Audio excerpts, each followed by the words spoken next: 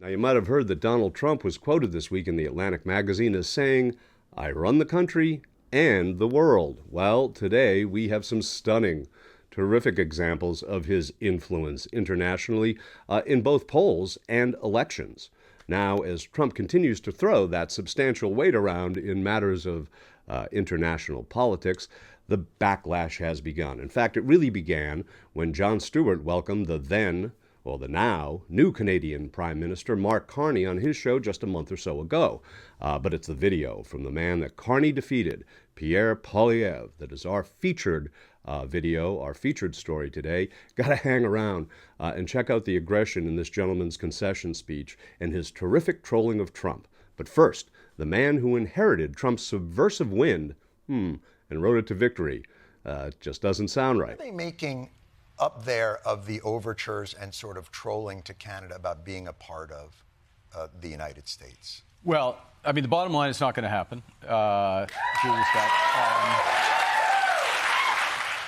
Is there a fear now that there will be an economic trade war with Canada? How much of this do you believe is bluster, and how much preparation do you need to do for it? Well, we have to prepare for it. And I think, you look at what happened 5-6 years ago when we did have a similar situation with the trade war. But that was only on lumber, and there was only a few things. Lumber's very important to us, John. It's fool me once, shame on you. Fool me twice, shame on me. Right? Why do I feel like I feel like you're breaking up with me the entire interview?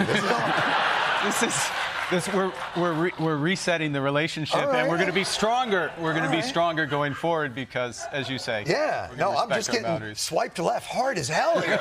So the Conservative candidate, Pierre Poilievre, endorsed by Elon Musk, Kevin O'Leary, and Ben Shapiro, was soundly defeated Monday in Canada's heavily Trump-influenced election. But even in defeat, the enemy of my enemy is my friend up there in Canada, especially as you're about to see, if that enemy is DJT, the man who would be Pope. But first, let's focus wide to check out the overall effect Trump is having on polls and elections, south, north, east, west, as was just reported yesterday on CNN. The other country closest to the U.S., just go with geographically, is Mexico. How has Trump impacted Mexico since the election? Yeah, it's not just north of the border, it's south of the border as well. The Mexican president. Look at her net approval rating. Look how much it has risen since the November election here in the States. Hello, up 28 points since November. Claudia Sheinbaum's approval rating. And I will tell you this, more than that, look at her overall approval rating. It is now north of 80%. North of 80%. Well, who was the last president who had an approval rating north of 80% in this country? Was it George W. Bush after 9/11? She has a massive rally around the flag event, and her net approval rating and her overall approval rating way up since Donald Trump took office. That is incredible. Now, let's go with some other allies. There's an election coming up soon in Australia. What do you see there? Yeah, okay, so if we went south, well, let's go way to the east or way to the west, depending on which way you want to go, right? And what we see there was the Labor Party there looked like an underdog when Trump took office, right? But then all of a sudden, what happened?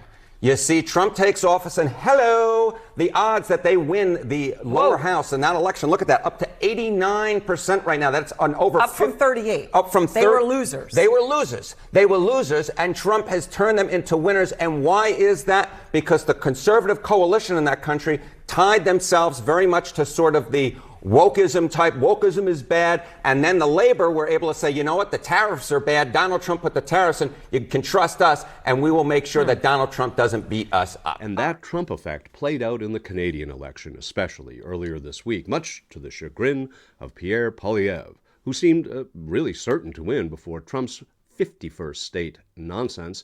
And yet, even in defeat, the Canadians, well, they hold elbows up, hold heads high, and most importantly, as we are about to see, hold Trump accountable. Here's Pierre Poilievre's concession with a side of anti-Trump aggression. So I would like to congratulate Prime Minister Carney on leading this minority government. We'll have plenty of opportunity to debate and disagree, but tonight we come together as Canadians. We will do our job. Yes, we will do our job to hold the government to account. But first, We congratulate people from all political backgrounds on participating in the democratic process.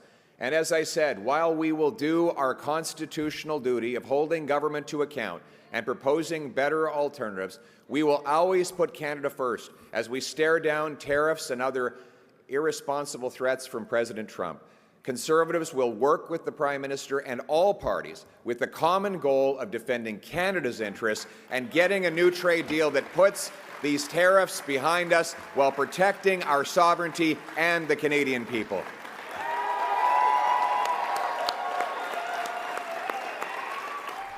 Wait, no whining, no crying, no pouting, no storming the Parliament?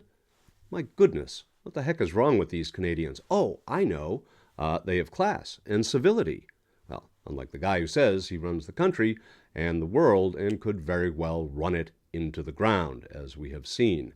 So elbows up all around, and for that reference, by the way, we have Saskatchewan's own Gordie Howe to thank.